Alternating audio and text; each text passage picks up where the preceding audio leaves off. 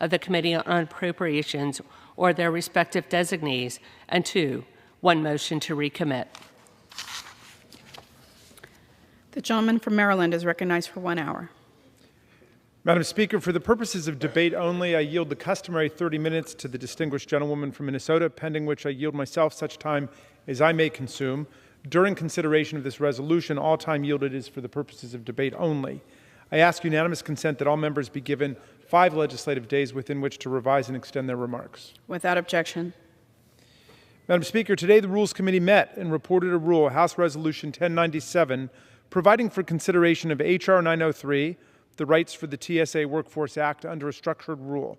It provides 1 hour of debate equally divided and controlled by the chair and ranking minority member of the Committee on Homeland Security. It self-executes a manager's amendment from Chairman Thompson, makes in order 8 amendments, and provides for 1 motion to recommit. The rule also provides for consideration of H.R. 2499 and H.R. 5129 under structured rules. It provides 1 hour of debate for each, equally divided and controlled by the chair and ranking minority member of the Committee on Education and Labor.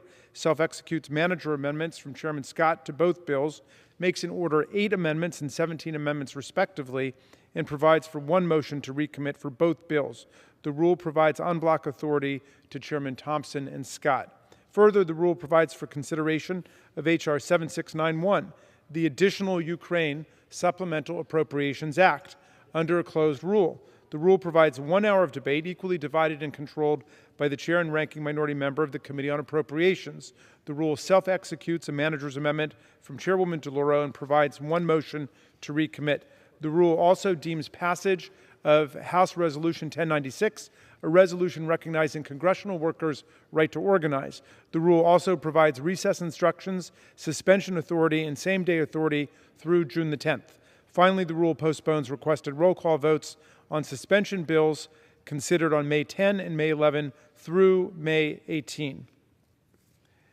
Madam Speaker, the rule contains 5 essential points of action. H.R. 903, the Rights for the TSA Workforce Act of 2021. This legislation seeks to afford TSA employees similar rights, protections, and benefits afforded to most other federal workers across the country in order to improve the agency's operations, workforce retention, and morale. H.R. 2499 is the bipartisan Federal Firefighters Fairness Act of 2022.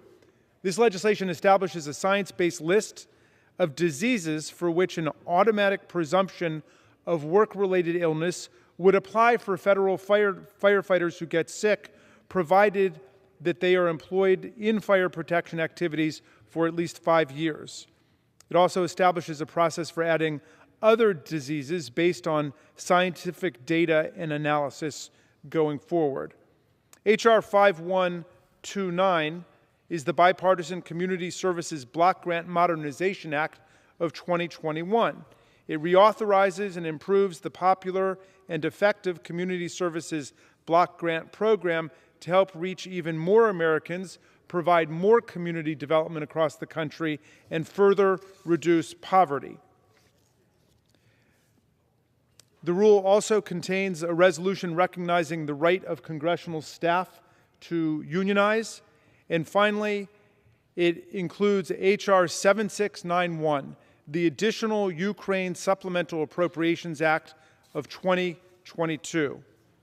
Madam Speaker, generations to come will look back at this moment to ask, what did our generation do when Vladimir Putin and his army invaded the sovereign nation of Ukraine and tried not only to crush its democracy and violate the spirit of its people, but vaporize and annex the entire nation? Well, today, let future generations observe. The Biden administration and a bipartisan Congress has not only already provided more than $4 billion in security assistance to Ukraine, almost all of it coming after the February 24th invasion, but today we are voting to provide nearly $40 billion to address the immediate and near-term security, economic, and humanitarian needs of the Ukrainian people that are urgent and desperate. We will provide $6 billion for training, equipment, weapons, logistics support, supplies, salaries and stipends, and intelligence support. $4.35 billion in emergency food assistance, medical equipment, and other humanitarian aid. Billions more for humanitarian relief for the millions of refugees displaced by Putin's violence and bombardment of communities in Ukraine. The aid that we vote on today will come with the fervent solidarity, admiration, and love of the American people. We are in awe of President Zelensky, the Ukrainian people, and their army. They have been hanging tough against terrible odds and terrible violence in a splendid display of democratic patriotism for their country. Their resolve is heroic, and it is breathtaking to behold. And with that, I will reserve the remainder of my time. The gentleman reserves his time. The gentlewoman from Minnesota is recognized. Thank you, Madam Speaker, and I thank the representative